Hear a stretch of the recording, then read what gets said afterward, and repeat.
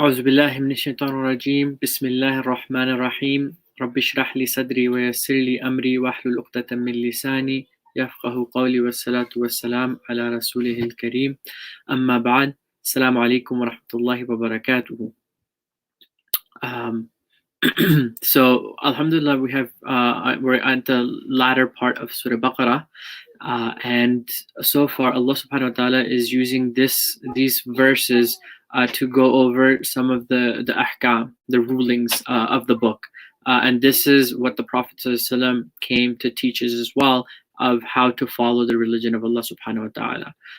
So yesterday we had some discussions about fasting, how Allah subhanahu wa ta'ala had made fasting, a few days ago we talked about fasting, and then yesterday Allah subhanahu wa ta'ala talked a good length about Hajj and Umrah. So the ahkam of Hajj and the ahkam of Umrah, and then towards the end of yesterday, then we started to talk about the marriage, and today we're going to continue that discussion and talk about divorce laws as well, some that are mentioned. Also, something that was mentioned yesterday was the idea of about gambling and qital, and Allah subhanahu wa ta'ala talked about how drinking and gambling, they have a great sin associated with them, and then talked about the importance of being ready to fight, because this was a preparation for the Muslims as they were getting ready for Badr. And today we're going to start with ayah 222. Bismillahir-Rahmanir-Rahim. وَيَسْأَلُونَكَ عَنِ الْمَحِيدِ. And they ask you about menstruation, the period that women have. قُلْ هُوَ أَذًى. And tell them that this is a pain for agitation time for them. فَاعْتَزِلُوا النِّسَاءَ فِي الْمَحِيدِ. And so stay away, or in terms of intimacy, from the women in their time of impurity. So it's interesting, Allah has just talked about the mushrikun women, that they are completely impure for you. You cannot have any relationships with them, you cannot marry them until they believe. And with the Muslim women, you are allowed to marry and to have relationship with. However, there's a certain time when that's not allowed. And وَلَا تَقْرَبُوهُنَّ حَتَّى يَطْهُرْنَ. And do not approach them until they are pure. And the idea is that once their cycle ends, فَإِذَا تَطَهَّرْنَ. And then after they're pure, there's still another step before you can approach them, right? Tataharna, then they have to purify themselves. So first, Allah subhanahu wa ta'ala made them pure, which was something they didn't have any control over that, and Allah dictated when that was going to be. But then after that, tataharna, then they have to, perform ghusl and clean themselves. That is the second aspect of that. فَأْتُوهُنَّ مِنْ حَيْثُ أَمَرَكُمُ اللَّهُ. Then you can approach them as Allah subhanahu wa ta'ala, from wherever Allah subhanahu wa ta'ala has ordained you. So Allah subhanahu wa ta'ala is saying you can now approach them, but make sure you still are within the limits of Allah subhanahu wa ta'ala. إِنَّ اللَّهَ يُحِبُّ التَّوَّابِينَ. And indeed Allah subhanahu wa ta'ala loves those who are consistently making tawbah, who are always making tawbah. And this has Mufassirun mentioned that the idea behind this is sometimes we may not know the exact time of when the cycle was ending, and so maybe there was a mistake that was made, so that you make tawbah in regards to that. وَيُحِبُّ الْمُتَطَهِّرِينَ. And Allah subhanahu wa ta'ala, He loves those who purify themselves. Mutatahhirin. Nisa'ukum harthul lakum. Your women, your wives, they are like a sowing seed for you. They're like a crop. They're going to produce your children for you, right? Harthakum anna shi'tum. Fa'tu harthakum anna shi'tum. And so approach them, or be with them however you may desire. وَقَدِّمُوا لِأَنفُسِكُمْ. And invest in your future, invest in yourselves, i.e. Meaning that have children so that you can invest in that's what Allah subhanahu wa ta'ala means by investing in your future. وَاتَّقُوا اللَّهَ وَاعْلَمُوا أَنَّكُمْ مُلَاقُوهُ. And fear Allah subhanahu wa ta'ala. And even Allah subhanahu wa ta'ala saying in the most intimate act, right, between a husband and a wife, Allah subhanahu wa ta'ala is still reminding us that even in those situations, always be conscious of Allah subhanahu wa ta'ala, because you think that no one else can see me at these times. I can do whatever I want and it's going to be between me and her. But at the same time, Allah subhanahu wa ta'ala is saying, no, Allah subhanahu, be conscious of Allah subhanahu wa ta'ala, and wa'alamu annakum mulaqu, and know that you're going to return to them, right? That you all are going to return to Him. وَبَشِّرِ الْمُؤْمِنِينَ, and give good news to those who are believers. وَلَا تَجْعَلُوا اللَّهَ عُرْضَةً لِأَيْمَانِكُمْ أَن تَبَرَّؤُوا وَتَتَّقُوا وَتُصْلِحُوا بَيْنَ النَّاسِ. And don't use or don't make Allah subhanahu wa ta'ala as an excuse from doing that which is good, fulfilling your promises for that which is good, or that which is that is God conscious or fearing Allah subhanahu wa ta'ala, وَتُصْلِحُوا بَيْنَ النَّاسِ, or making amends between people. So Allah subhanahu wa ta'ala here is giving us an example that we may be involved in some Islamic work outside of our home, whether it's with the masjid or the MSA. And sometimes we're in a meeting or when we're dealing with people, we get really frustrated. And out of our frustration, we swear and we say, Wallahi, I'm never going to be returning to that board again, or I'm never going to be participating with that MSA again. And now out of your frustration, you said that, and then Shaitan makes you think twice about going back and working with them, because now you're like, oh, I made an oath that I'm not going to go back and work with these people. I'm not going to, maybe it's two of your friends that you were trying to get them to make up, but they started attacking you, and you're like, dude, I swear to God, I'm never seeing you guys again. That's it, we're done.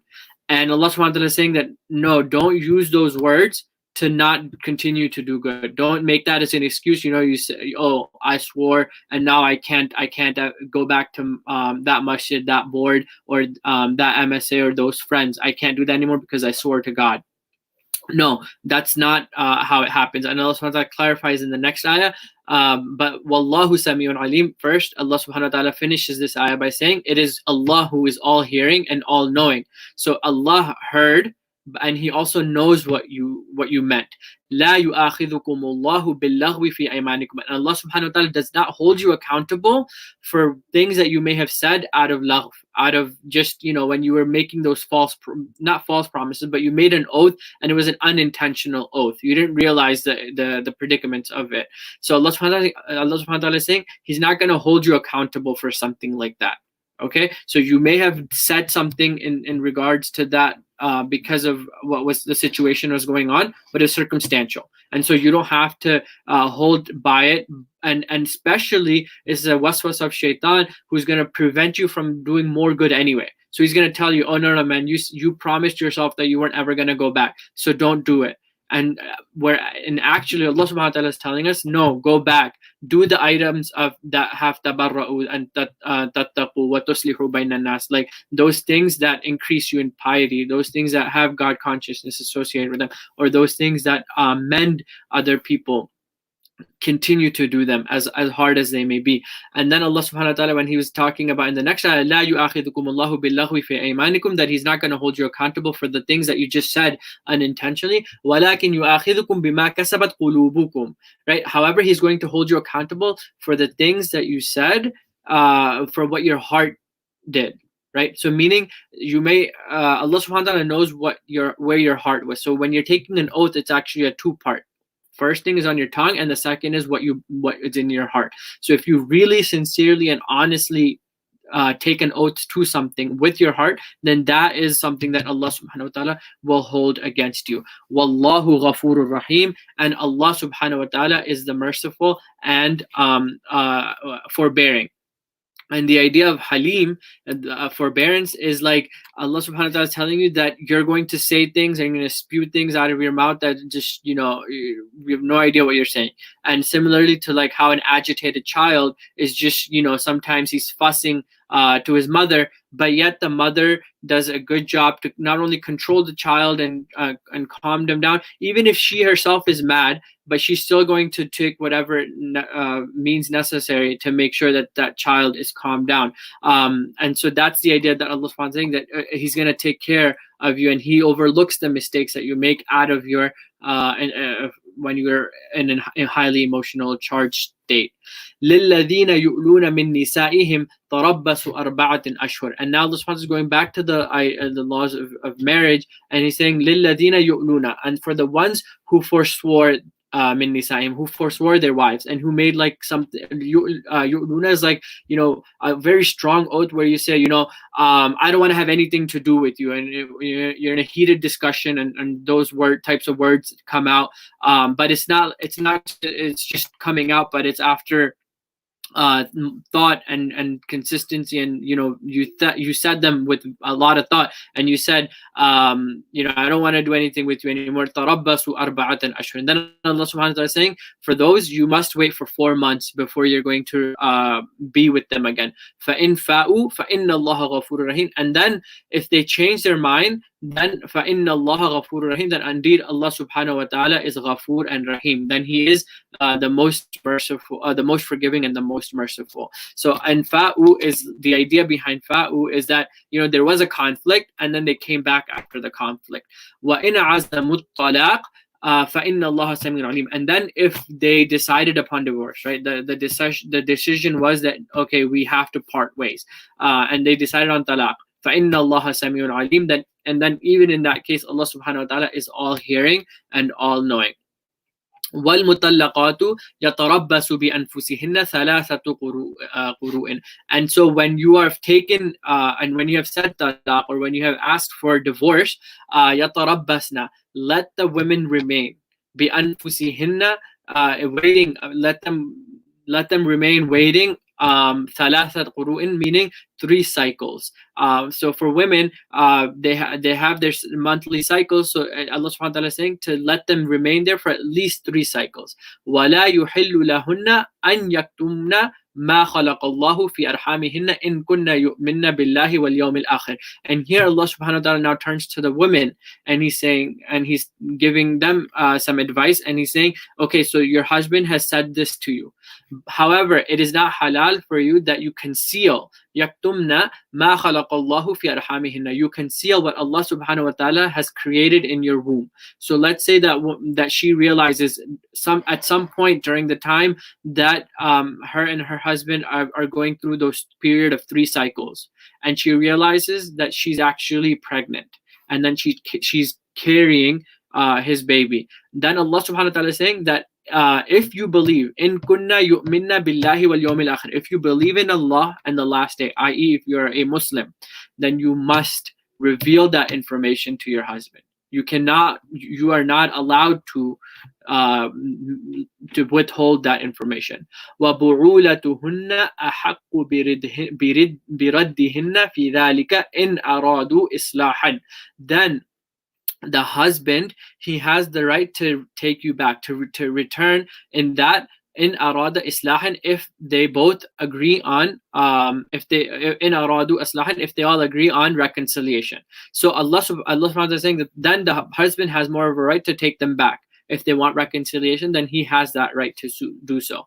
وَلَهُنَّ مِثْلُ الَّذِي عَلَيْهِنَّ بِالْمَعْرُوفِ.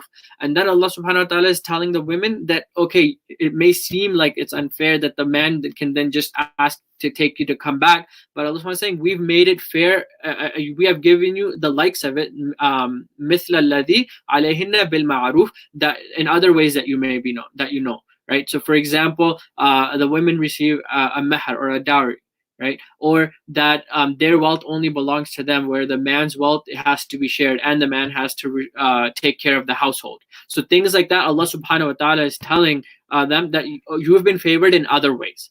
وَلِلرِّجَالِ عَلَيْهِنَّ دَرَجَةٌ. But in this case, the man, he has a daraja, he has just a slight bit of a right over them in this case. وَاللَّهُ عَزِيزٌ حَكِيمٌ. And Allah subhanahu wa ta'ala is the ultimate one who has the might, right? He's the Almighty. So yes, the وَلِلرِّجَالِ عَلَيْهِنَّ دَرَجَةٌ in this case, but at the end of the day, وَاللَّهُ عَزِيزٌ حَكِيمٌ, that Allah subhanahu wa ta'ala has all the might, and He is all wise. الطلاق مرتان. And so now divorce, Allah subhanahu wa ta'ala is telling us, is twice, right? So they can do this back and forth twice. فَإِمْسَاكٌ بِمَعْرُوفٍ أَوْ تَصْرِيحٌ بِإِحْسَانٍ. And in that case, they can either keep in a known manner. So imsak bima'ruf, they can get together بمعروف. And this idea of ma'ruf is going to come up throughout the ayahs that we're about to read. So Allah subhanahu wa ta'ala purposefully left it in a way where ma'ruf in each society is different. What is ma'ruf? It's what is acceptable, right? It's the way that you can say the culture or the surrounding, what is known to be the best way is what's known to be ma'ruf. Ma'ruf comes from being good. It also comes from being known. So the idea is Allah subhanahu wa ta'ala is telling us that you can bring them back, but you have to meet the standards of what the society considers to be acceptable. أو تصريح بإحسان, or leave them, but you can't just leave them and kick them out the door. No, بإحسان. You have to do it in the best of manners. ولا يحل لكم أن تأخذوا مما آتيتمهن شيئا إلا أن يخاف ألا يقيم حدود الله. And it is not permissible for you that you take anything back from them. So whatever gifts you may have bestowed to them during that time that you guys were married, you must leave them with those, except إلا أن يخاف ألا يقيم حدود الله, unless you fear transgressing the boundaries of Allah subhanahu wa ta'ala. فإن خفتم ألا يقيم حدود الله فلا جناح عليهما فيما اقتضت به. And if you all fear that you will not be able to maintain the boundaries of Allah, then there is no sin on them for them to return and to exchange. So maybe there was something that the woman got but she no longer wants from her husband, or the husband got which he no longer wants because they feel like it just won't be any benefit, or they may transgress because of those things. Then they have the ability to give those things back to their spouses. Tilka hududullah, and that is the boundaries of Allah subhanahu wa ta'ala. Fala ta'taduha, and do not transgress them, do not go beyond them. وَمَن يَتَعَدَّ حُدُودَ اللَّهِ فَأُولَٰئِكَ هُمُ الظَّالِمُونَ. And then so whoever transgresses those limits, whoever crosses the boundaries, then it is those who are the wrongdoers, the ظالمون. فإن طلقها فلا تحل له من بعد حتى تنكح زوجا غيره. So then, if you then divorced her, like the final divorce, the irrevocable divorce, فلا تحل له, then it is not halal for him من بعد, after that, to remarry her, حتى تنكح زوجا غيره, until she marries someone else. She marries an individual, like a completely different spouse. فَإِن طَلَّقَهَا, then he divorces her, and then it is permissible for her. فَلَا جُنَاحَ عَلَيْهِمَا, then it is permissible, then there is no sin upon the both of them. أَن يَتَرَاجَعَ, that they can return. Then they can be with their former husbands. In dhanna, now there's still a condition made. In dhanna an yuqima hudud Allah, that they are certainly sure, they've talked through that they can establish aqama yuqimu, they can establish the boundaries of Allah subhanahu wa ta'ala. So as long as they can establish that, then it is okay for them. وَتِلْكَ حُدُودُ اللَّهِ يُبَيِّنُهَا لِقَوْمِ يَعْلَمُونَ, and those are the boundaries of Allah subhanahu wa ta'ala, and He has clarified them. And He has clarified them for a people that are willing and wanting to know. Okay, so Allah subhanahu wa ta'ala is telling us that it's for the people who are wanting to know these hudud that Allah subhanahu wa ta'ala has set them for.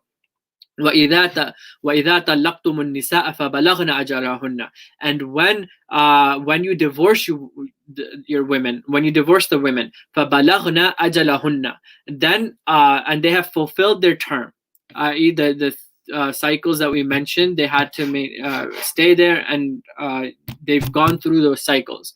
فَامْسِكُوهُنَّ بِمَعْرُوفٍ, then leave them with ma'ruf, right? Imsak, and to release them in according to acceptable terms, right? So it's not with the animosity and hatred, but rather بِمَعْرُوف. أو صَرِّحُوهُنَّ بِمَعْرُوف, or sorry, فَأَمْسِكُوهُنَّ بِمَعْرُوف, to keep them with known circumstances, or صَرِّحُوهُنَّ بِمَعْرُوف, or leave them with known conditions, like that are understandable and mutually acceptable. So keep them in mutually understandable circumstances, or leave them in understandable circumstances. However, what you can't do, وَلَا تُمْسِكُهُنَّ ضِرَارًا لِتَعْتَدُوا, and don't keep them just to make it more painful for them. Dirar is like to cause them harm. So don't do it like play games with them where you tell them you're going to divorce them and then you make them wait the months, and then you say, oh no, I'm not done with you yet. I want to punish you more for this or that. And then you say, okay, no, I'm going to take you back. And then you keep doing that. That's what it's saying. Don't do that, because that's going to be transgression. لِتَعْتَدُوا. That's crossing the boundaries. وَمَن يَفْعَلْ ذَلِكَ فَقَدْ ظَلَمَ نَفْسَهُ, and the one who does that, he is oppressed himself. So Allah subhanahu wa ta'ala is not even saying he's oppressed the woman. He's saying he has oppressed himself if he is the one who's going to be doing such a thing. وَلَا تَتَّخِذُوا آيَاتِ اللَّهِ هُزُوًا, and don't you dare take the ayat of Allah subhanahu wa ta'ala as play, as joke. Right, so there's oftentimes we hear stories, especially in Pakistan, where people take this as a joke, where they just say to their wives, talaq, talaq, talaq, and now I've said it 3 times, and now I can't be with you anymore. And then later, they're trying to come back to Mufti Sahab and trying to ask them, oh, how do can I make go back to having relationships with my wife? I said it like this times and so forth. And that's what Allah was saying. Don't take these as a joke. This is a very serious matter, and you have to really understand the implications of your words when you're saying such a thing. وَاذْكُرُوا نِعْمَةَ اللَّهِ عَلَيْكُمْ, and mention and remember the blessings of Allah subhanahu wa ta'ala upon you. وَمَا أَنزَلَ عَلَيْكُمْ, and what was sent to you min al-kitab, from the book, i.e. the laws of the book, right? وَالْحِكْمَةِ, and the wisdoms from the book. So this book, make constant remembrance of it, right? اذْكُرُوا نِعْمَةَ اللَّهِ وَمَا أَنزَلَ عَلَيْكُمْ. The same fi'al uthkuru is being applied here. So remember what is the law here. Min al-kitab means the law. Wal hikmah, and the wisdom of it. We may not today be able to identify the wisdom of Allah subhanahu wa ta'ala putting it in such a manner, but we have to recognize that there is wisdom in it. يَعِظُكُمْ بِهِ وَاتَّقُوا اللَّهَ وَاعْلَمُوا أَنَّ اللَّهَ بِكُلِّ شَيْءٍ عَلِيمٌ. And fear Allah subhanahu wa ta'ala, even in this situation where you think it's just between a husband and a wife, but again Allah subhanahu wa ta'ala interjects and says, fear Allah subhanahu wa ta'ala, and know that Allah subhanahu wa ta'ala is aware of everything. وَاعْلَمُوا أَنَّ اللَّهَ بِكُلِّ شَيْءٍ عَلِيمٌ. He is all aware of everything. وَإِذَا طَلَّقْتُمُ النِّسَاءَ فَبَلَغْنَ أَجَلَهُنَّ فَلَا تَعْضُلُوهُنَّ أَن يَنكِحْنَ. And when you divorce women and they fulfill their terms, then do not prevent them from remarrying. Okay, so if you have parted ways, and unfortunately, especially like I mentioned, Pakistan, this happens where now the women, they're being still held back by whether it's their own family or the other's family. And they're here, Allah subhanahu wa ta'ala is saying, don't do that. فَلَا تَعْدُلْهُنَّ أَن يَنكِحْنَ. Let them remarry. أَزْوَاجَهُنَّ إِذَا طَرَدُوا بَيْنَهُمْ بِالْمَعْرُوفِ. And they can even, if they wanted to, and this is not the irrevocable talaq, then they can actually go back and remarry the husband as well. أن ينكحن أزواجهن إذا تراضوا. So they can go back, and if both parties, again, تراضوا, that both parties are in agreement, they are mutually agreeable that this is beneficial and we can make this work out. إذا تراضوا بينهم بالمعروف, then let them get married to each other with a known condition. ذلك يوعظ, and that is the counsel that is given to them. Man kana minkum yu'minu billahi wal yawmil akhir, from the ones who believe, i.e. who have iman in Allah and in the last day. So Allah subhanahu wa ta'ala directly connects being like in the situation of a very tough situation where you're having to deal with your spouse and their families, and going back and forth, and a lot of things get said, and Allah subhanahu wa ta'ala says at the same time, yu'minu billahi wal yawmil akhir, and have iman in Allah subhanahu wa ta'ala and the last day. ذَلِكُمْ أَذْكَى لَكُمْ وَأَطْهَرُ, and that is pure for you and pure, right? Azka and athar both mean pure, but azka is like more righteous, right? Being morally on the high ground, and it's spiritually pure. And athar is more like worldly pure. It's like pure in the sense that it's cleaner. Wallahu ya'lamu wa antum la ta'lamun, and it is Allah who knows while you all do not know. والوالدات والوالدات يرضعن أولادهن حولين كاملين. And now Allah subhanahu wa ta'ala continues to talk about what is when in these situations, what is acceptable for the child now, right? And so he says والوالدات يرضعن أولادهن حولين كاملين, and so the mothers, they may breastfeed their child for up to 2 years. لمن أراد أن يتم الرضاعة. So whoever wants, they may finish the 2 years. They can finish the breastfeeding. وعلى المولود له رزقهن وكسوتهن بالمعروف. And upon the father, it is mandatory. It's written upon him that he has to provide the rizq, the provisions for her. For the wife, and he has to provide the dressing, the clothing for her while she is in the state of feeding.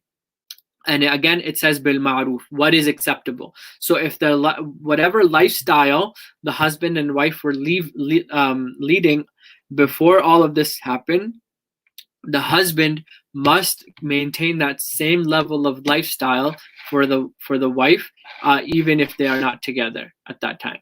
لا تكلف نفس إلا وسعها, and there's no person is charged with more than their capacity, right? So Allah subhanahu wa ta'ala is saying that everyone has been given their right responsibilities and designated the right roles.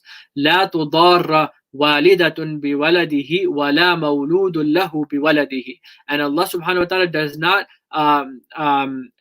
should not be the mother should not be harmed by the child, or through having the child, she should not have to face any harm because of that.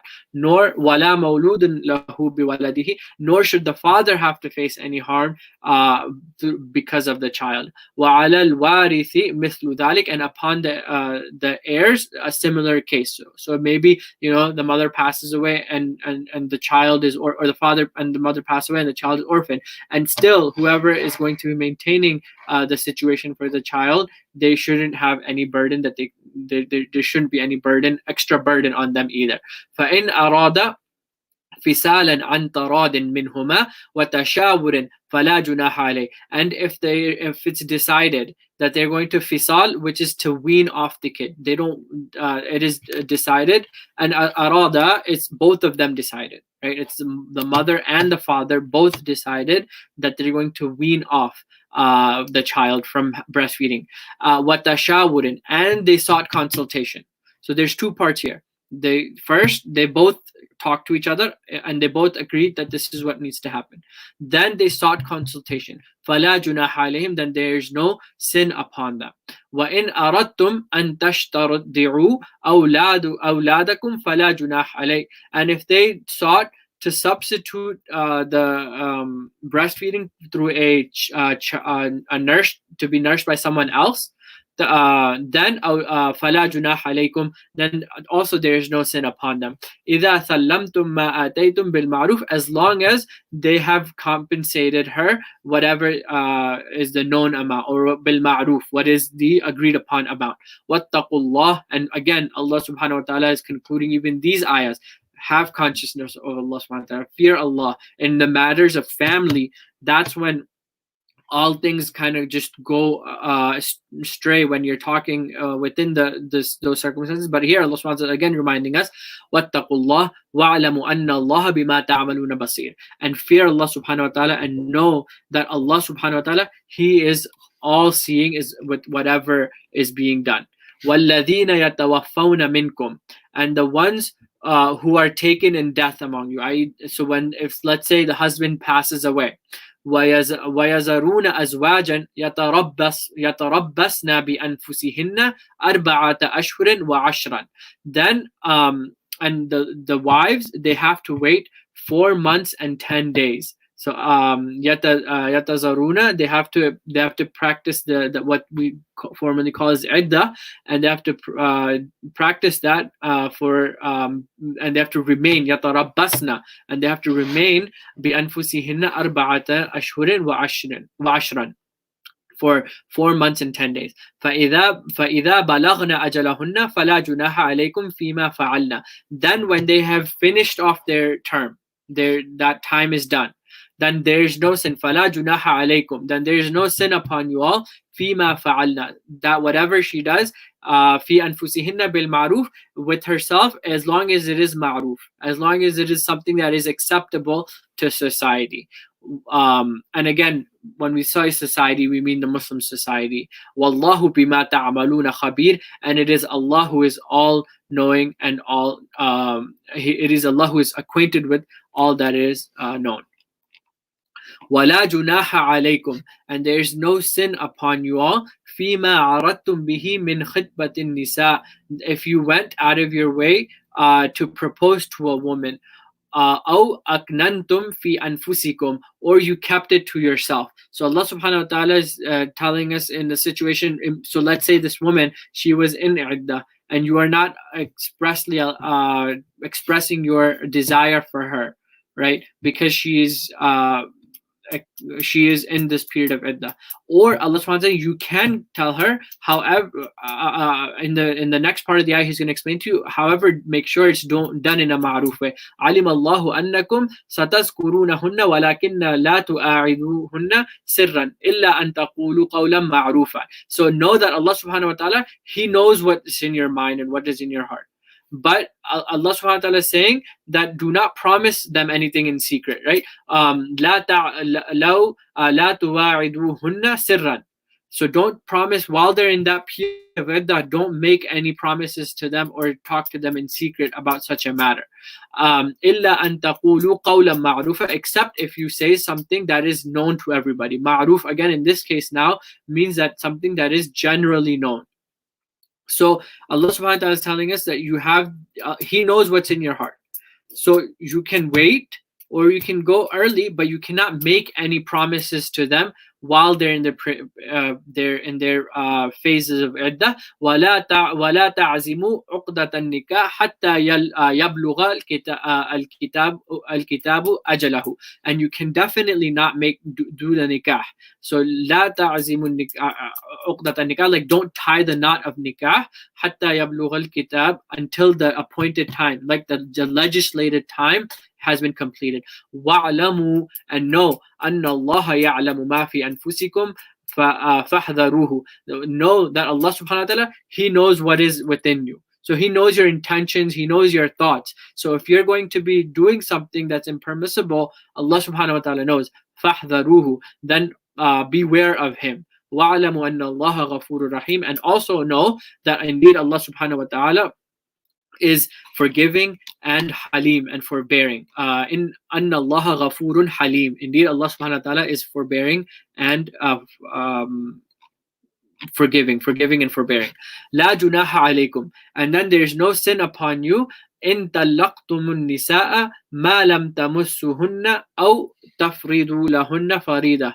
And there is no sin upon you that if you were to divorce your women and you have not copulated with them, or if you have not consummated the marriage yet, and if you don't, أو تفريض لهن فريضة, and if you have not set a set dowry for them. So the nikah was done, but the marriage was not consummated, nor was there a set dowry set upon it. وَمَتِّعُوهُنَّ عَلَى الْمُوسِي قَدْرُهُ وَعَلَى الْمُقْتِرِ قَدَرُهُ مَتَاعًا بِالْمَعْرُوفِ. So in that case, you can part your ways, right? There's no sin upon you. You can just end it as it is. However, Allah subhanahu wa ta'ala is telling us that as a man, you should then give something as a gift. And musiri literally means like if you have a lot of capability, then give according to that. Then give a lot of gifts.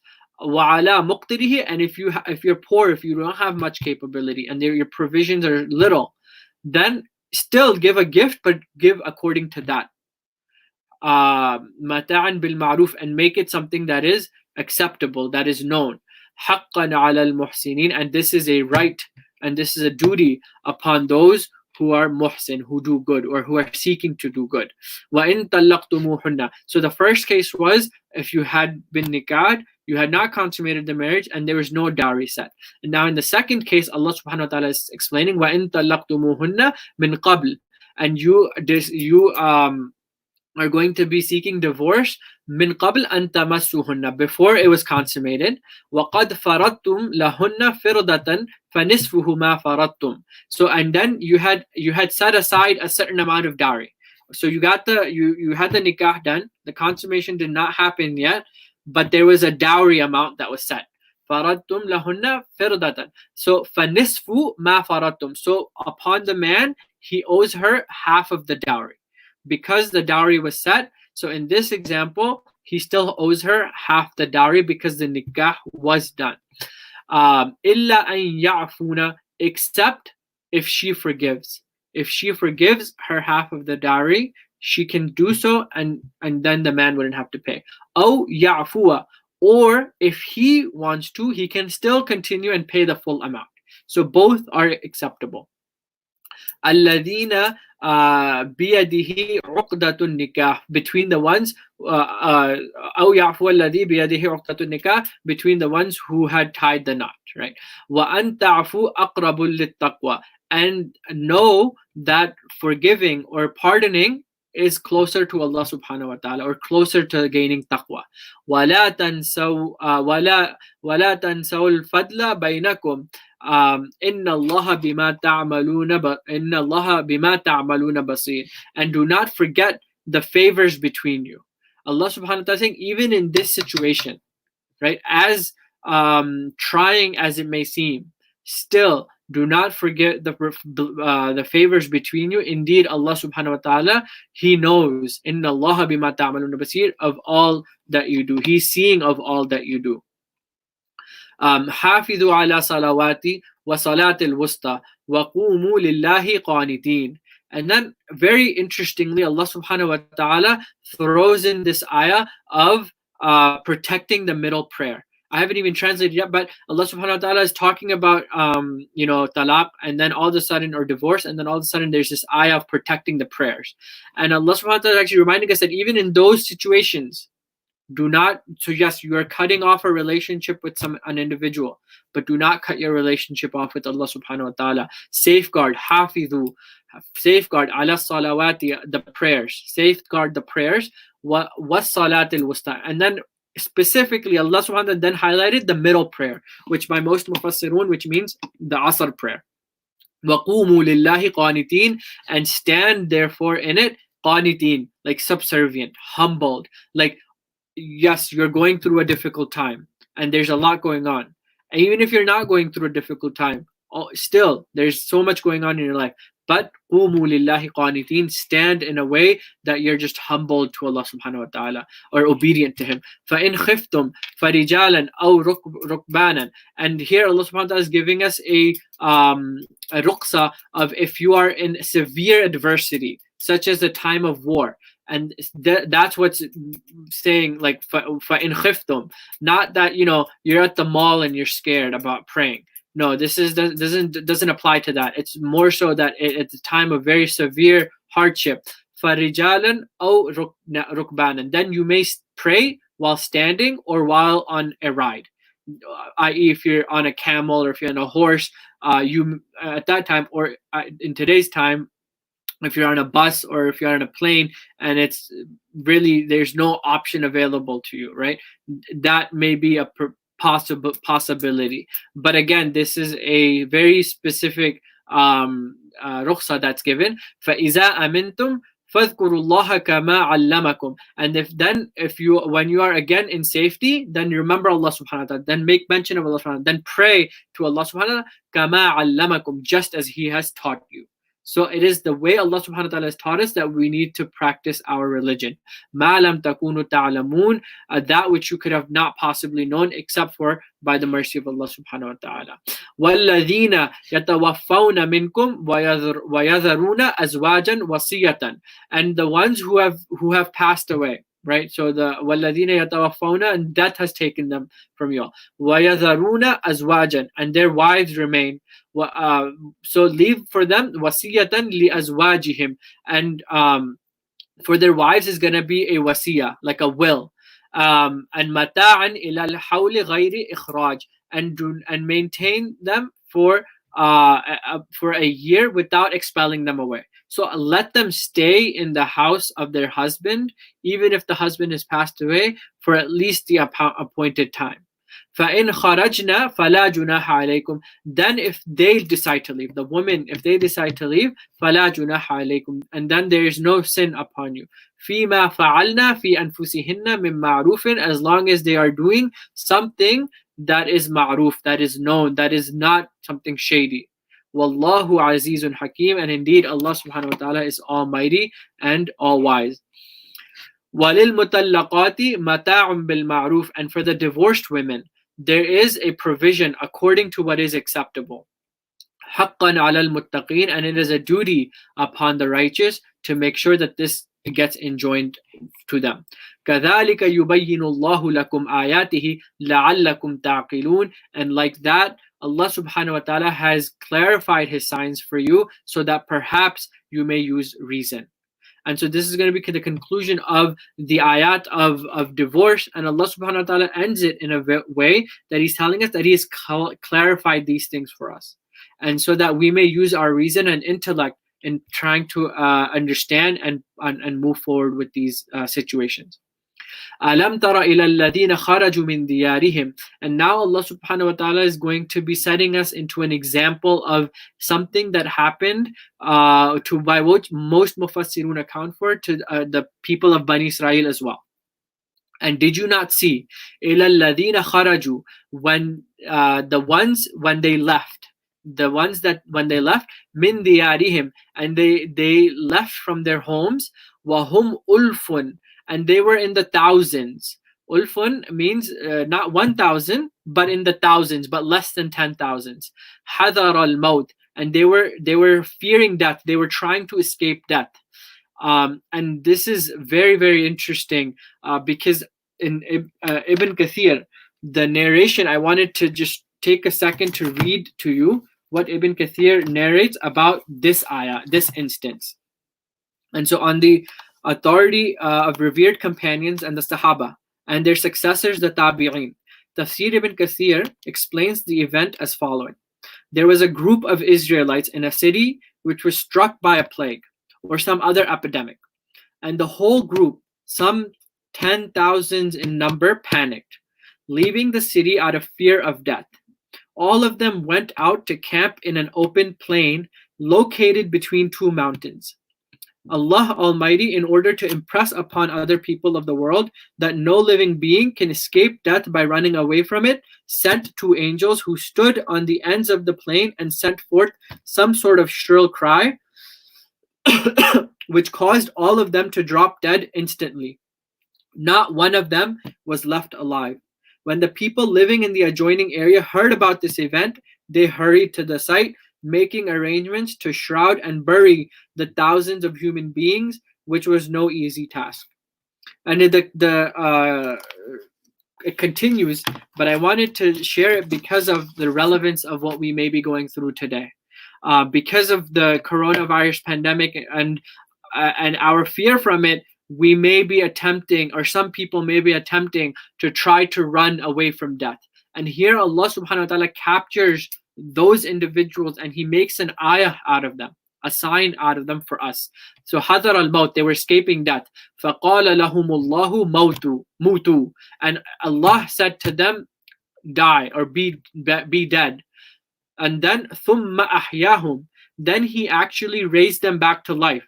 And again, we're not sure if this was a physical death and they passed away, but according to Ibn Kathir, it was a physical death. إِنَّ اللَّهَ لَذُو فَضْلٍ عَلَى النَّاسِ وَلَكِنَّ أَكْثَرَ النَّاسِ لَا يَشْكُرُونَ, and indeed Allah subhanahu wa ta'ala is the possessor of all the bounty. And however, most people are not going to show gratitude. So these people who were trying to run away from a epidemic and try to escape this death, Allah subhanahu wa ta'ala caused them to die. And then he resurrected them, and he, in the hopes that they may now be grateful. And yet still Allah subhanahu wa ta'ala says, وَلَكِنَّ أَكْثَرَ النَّاسِ لَا يَشْكُرُونَ, however, most people they are not grateful.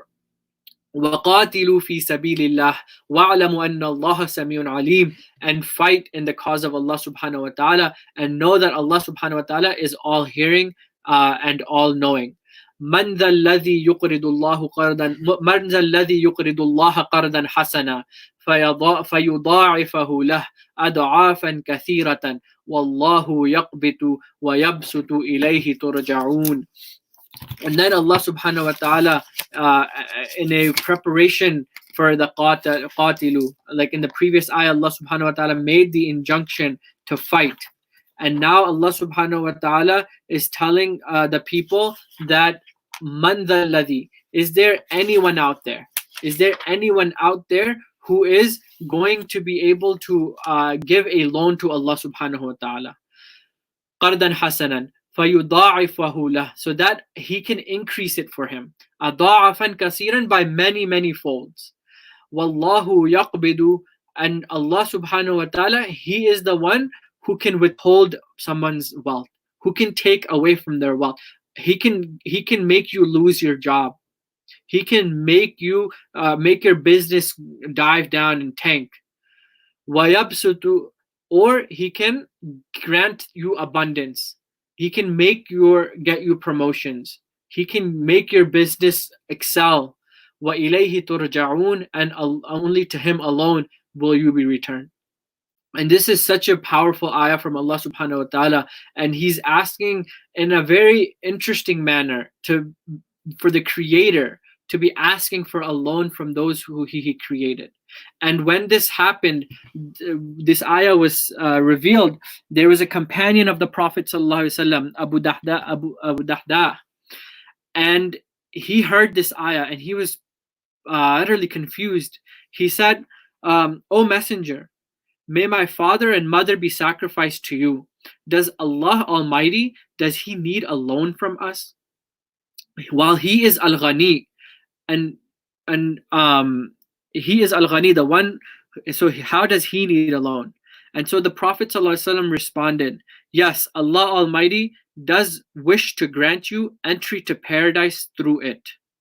And hearing this, Sayyidina Abu Dahda, he said, "Let the Messenger of Allah be my witness," and stretch his hand forward. And he stretched his hand forward. And now Abu Dahda started to say, "I own 2 date farms. I own nothing except this, and I give the loan to these 2 farms of mine to Allah subhanahu wa ta'ala." And this was the belief that the Sahaba had upon the verses and the ayahs of Allah subhanahu wa ta'ala. The ayah came down and they heard it, and immediately they wanted to give what they valued the most. And he didn't even go back to ask, this is the only possessions he had, and he didn't even go back to his wife, to his children, to ask them, should I give this or should I give that? He said, "No, these are my possessions in this world, and take all of it." And the Prophet ﷺ actually responded to him, and he said, "No, keep one of them for your provisions. You will need it." Because alhamdulillah, the Prophet ﷺ, he was sensible in the sense that he wanted still for his people to be able to maintain and take care of themselves. So he asked Abu Dahda to, "Okay, you keep one." And even in that case, Abu Dahda, what he responded was, I'm going to give you, I eat to Allah subhanahu wa ta'ala the better half, the bigger one. I want to give Him that one.